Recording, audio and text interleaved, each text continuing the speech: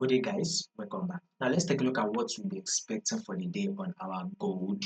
So, if you are yet to subscribe, maybe you've not yet subscribed, make sure you do want to click on the subscribe button.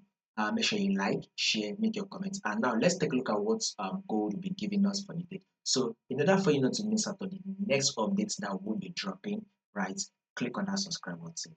Now, if you take a look at this, our gold, which is our daily time frame, we would want to see the trend, and we can clearly see that in our gold we are in an uptrend move. So gold is very much trending to the upside. That is a very strong movement.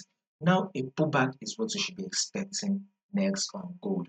Why are we going to be expecting a pullback? Is that when you zoom it in, you will follow this trend, which is our high, and here is our higher low.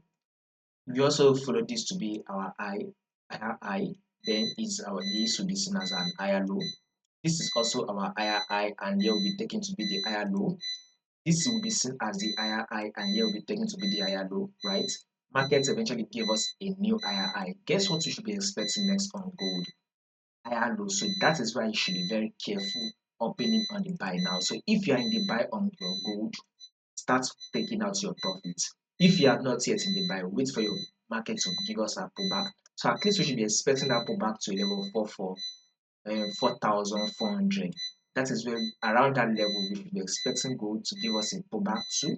Once it gives us a pullback to that level, then we can now start looking for a buy. So more updates will be covered. All you just need to do is click on that subscribe button so you will not miss out on the next updates.